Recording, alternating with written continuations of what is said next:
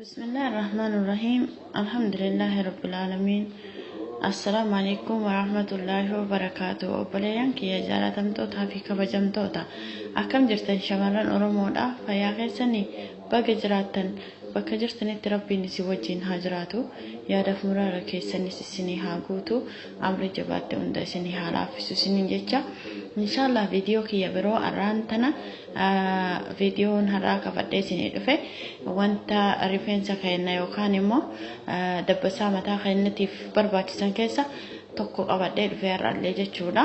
Wantoota hedduu jira jechuu wanti rifeensa keenya mana keenya keessa teenne bu'aa guddaa irraa argannu isa faayidaa hin qabu jennee yaannurra bu'aa guddaa argachuu akka dandeenyuun isinii ibsuuf hin jira jechuudha.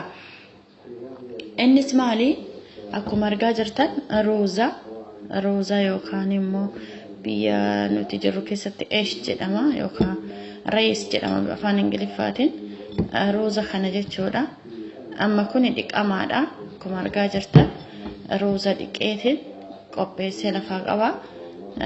Rooza akkamitti rifeensa fayyadamna? Roozni kan nyaataaf malee rifeensaaf akkamitti fayyada namni jettan yoo jiraatan roozni firee isaa garatti yoo nyaanne bishaan isaa immoo rifeensa keenya obaasnaa jechuudha yookaan nyaachisnaa jechuudha. Kanaaf bishaan roozaa yookaan dhamti bishaan rooza keessaa bahu kuni rifeensa keenyaaf soorata cimaadha jechuudha.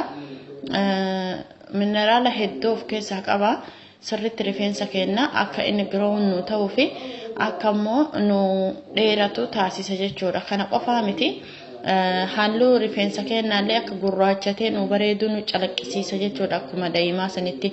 Kanaaf bishaan roozaa rifeensa dafee dheeressuu fi wantoota akka gartanii hoo'isisuu mataan keenya rifeensi keenya buqqeen nu hoo'isisu tokko yeroo tokko akkuma salphaatti nurraa ittisaa jechuudha. Kanaaf obboleeyyan kiyya bishaan roozaa soogiddaa fi zayita hin qabne amma fakkeenyaaf taqriiban haadha fal'aana lamaan kana hin danfisa.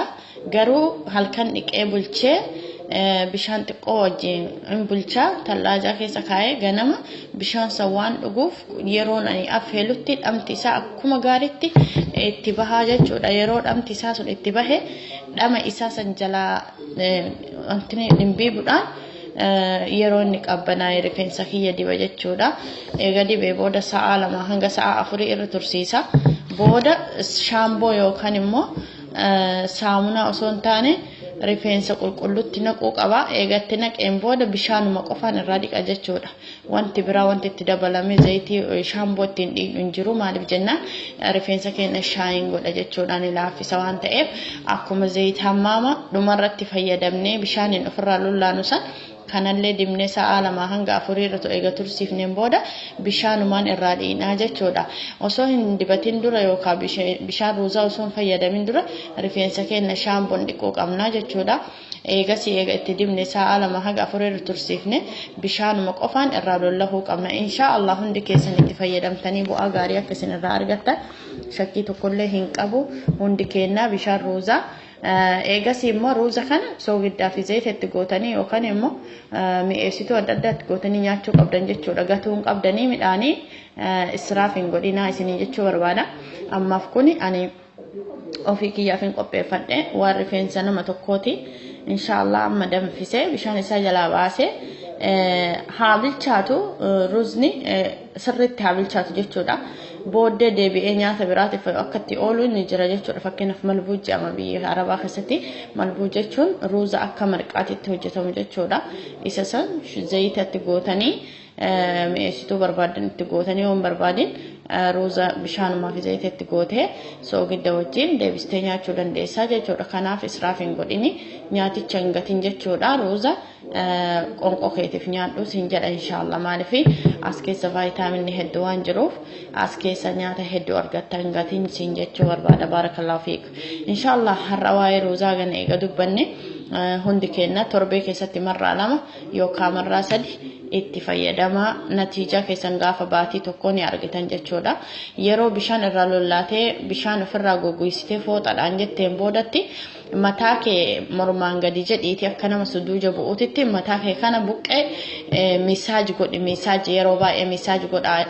Eegasii kireemii yookaan immoo zayita mataa rifeensaa itti dibii misaaji godhi jechuudha. Sukkuumi mataa kan kee buqqee kan kee sirriitti sukkuumi.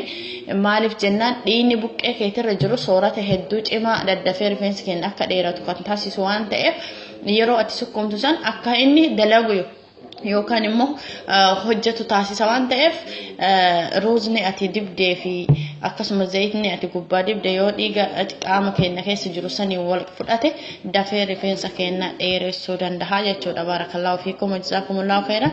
Barnoonni keenyarraa waa'ee ruuzaa irratti xumurata sagantaa biraatiin hanga walitti deebinutti nagayaaf naaf jiraadha. Isin jaaladha isin kabaja. ربنا ناولت سن حاجات جتشا والسلام عليكم ورحمة الله وبركاته في أمان الله.